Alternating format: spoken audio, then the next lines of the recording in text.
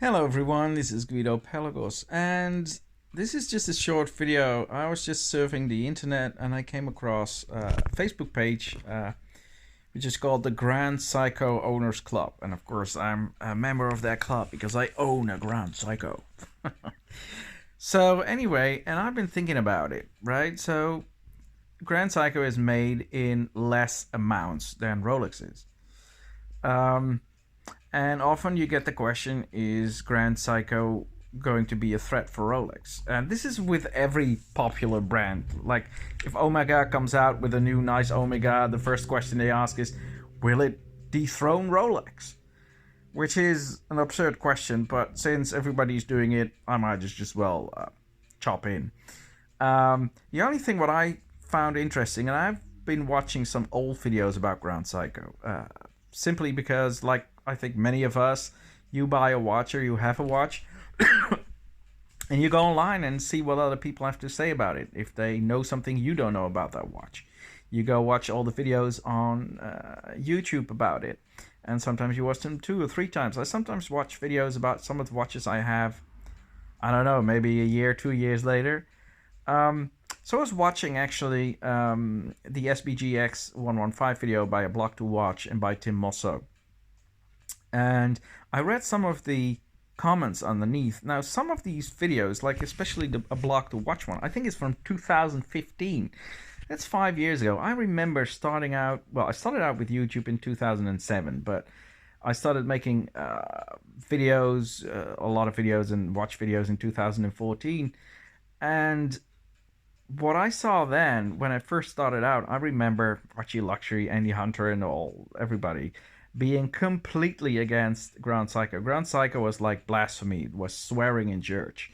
You don't buy a Grand Seiko. It says Seiko on the dial, and it's nothing, and this and that. And if I see what in the last 5 to 6 years Grand Seiko has done, it is amazing.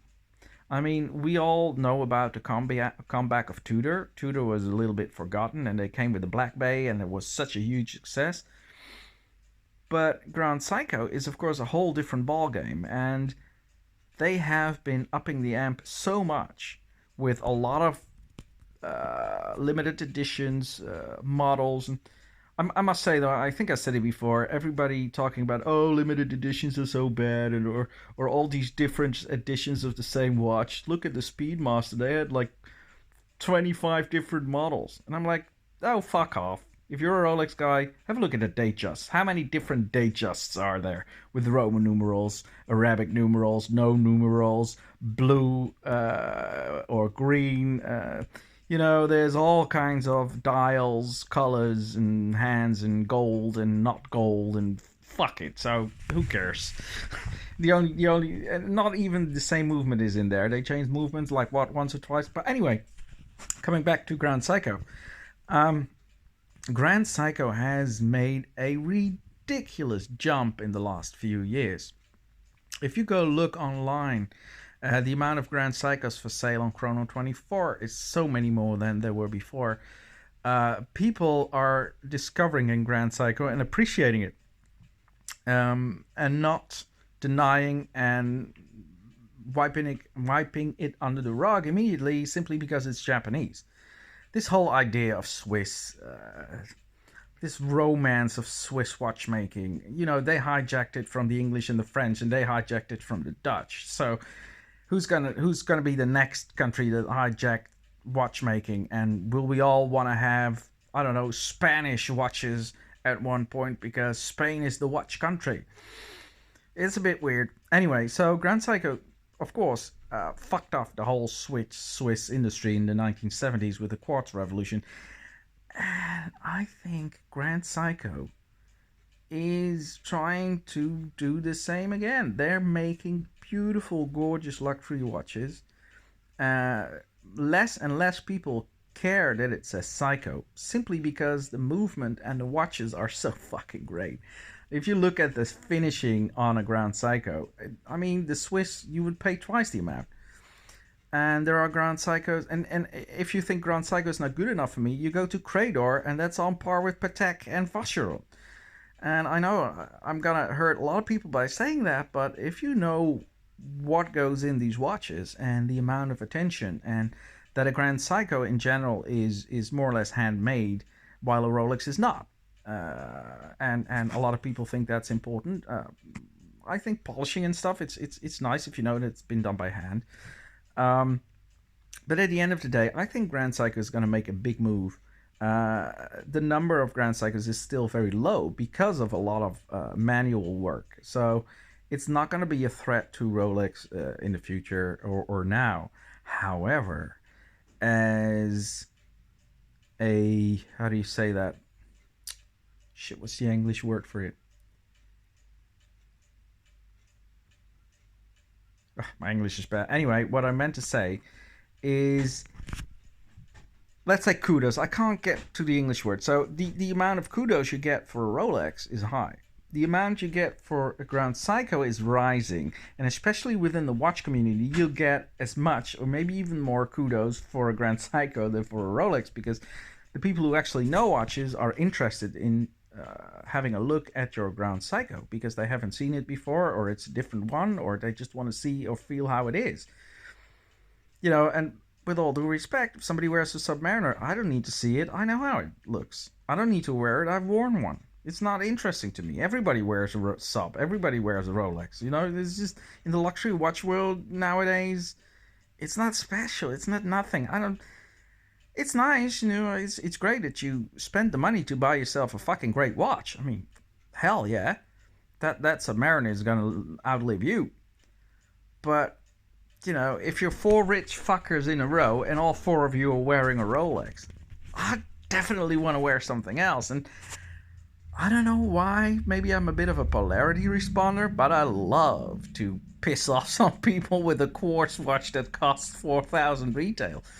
I mean, only the true watch enthusiasts will understand this. And the wannabes and the fanboys, they have no chance of understanding why anybody would buy a Grand Seiko, let alone a Grand Seiko quartz. And in my case, it's the other way around. I don't understand anything about the romance of Rolex. So that's my shortcoming. But what I see is that Grand Seiko is becoming more popular and more popular. It's getting a lot of more attention than it did, and a lot more positive attention, because people actually realize they cannot really deny something that is very well made. I mean, you could say Ferrari is the best, but when somebody drives in onto you in a Lamborghini, you can't say the Lamborghini is shit, right? So it's a different world. I mean, yeah, Grand Seiko and the Swiss, but they're both watches and they're both very high end. And I would say, as a suggestion, because, you know, people say, oh, you buy a Grand Seiko for 5,000 euros and you'll lose money. And if you want to sell it, you'll only get 3. So let's say you wear that watch for 10 years and you sell it for 3. That means you have to save up 2,000 euros or $2,000 in 10 years' time. That is $200 a year. That's less than $1 a day. So for $1 a day, you're wearing the watch that you want, and you're going to sell it, and you're going to get $3,000 back. Now, people say, oh, but you have to get a Datejust. So you walk around with a 36 millimeter or 38 millimeter, 30-year-old old man's watch. That's flimsy bracelet and you pay the same as you would have for a Grand Seiko secondhand. So people are suddenly understanding that durability, which is of course great with Rolex. That's not really an excuse, but the quality, the finishing, the quirkiness, the being a little bit different than the rest. You know, be yourself. You don't want to be Batman. You don't want to be Paul Newman. You don't want to be the Hulk. I can't. It's just silly when you hear grown-up men talking about Batman, Batgirl, and the Hulk, and the Kermit. It's fun, but it's kind of silly. I know why women go like, "Oh, boy, toys. He's talking about his Batman watch." You know, I can imagine it. And Grand Seiko brought the Godzilla, but they called it the Godzilla, right? So they brought a special Godzilla version, which is a great watch, by the way. And that's what I'm saying. Grand Seiko has been pushing out dials that are just absolutely fantastic. The green, like forest dial, I think is beautiful. Of course, we got the snowflake dial, the white dial on my Grand Seiko. I must say, I thought I would really love the snowflake dial, but when I saw it, I was a little bit disappointed. Close up, it's probably the most beautiful dial ever made, but when you have it on the wrist and you look at it like this, it's like it's papier-mâché. It doesn't really look like a snowflake dial. It looks like there's some wet paper on the dial or something. I didn't think it was that beautiful. However, the one that I thought was going to be horribly ugly ended up being one of the most beautiful watches I've ever seen. That was the Red Godzilla Grand Seiko. That is a gorgeous watch because red, and I've said it before, red is such a difficult color. Red and green are such difficult colors to put in a watch, or in general anyway. Look at me, I'm wearing a green shirt. It's completely off. So this actually was my Hillary for Prison 2016 shirt, but it all went off with the wash. Luckily, I have another one. Anyway, talking about and it's 11 minutes. Yeah, let's make it end. But anyway, Grand Seiko, great watch brand, and it's growing, and it's growing, and it's taking its piece of the market, not in absolute numbers, but in prestige and kudos, which is interesting because, like I said, 4 or 5 years ago, Grand Seiko was not done, and now it's like, hey man, you got a Rolex, you got an Omega. Why didn't you go for a Grand Seiko? It's something different. A spring drive. It's funny because all these people always talk about, in-house movement is so important. And you say, well, look at Seiko. Everything is in-house. They got high beats. They got manual winds. They got automatics. They got spring drive. They got kinetics. They go, no. Spring drive is no. It has to be mechanical. Well, spring drive is mechanical. It's just got a quartz in there that regulates the main. So why would people stick to their old beliefs? Well, you can just let it go, and maybe one day I'll let it go and buy a Rolex. I don't think that's gonna happen, but who knows? So if you're stuck, just have a look at Grand Seiko. They make some gorgeous watches, and if you wear a Grand Seiko, you don't have to apologize for anyone wearing any Swiss watch, because you're quirky, you're different. You're interesting. Different people are interesting.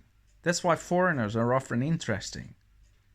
Because they're not the same old like your neighbors with their Submariner. Okay, guys, it was fun. Get a Grand Seiko. You will not regret it. Only thing, though, I bought a quartz. Why did I buy a quartz? Well, service interval of 50 years is fine.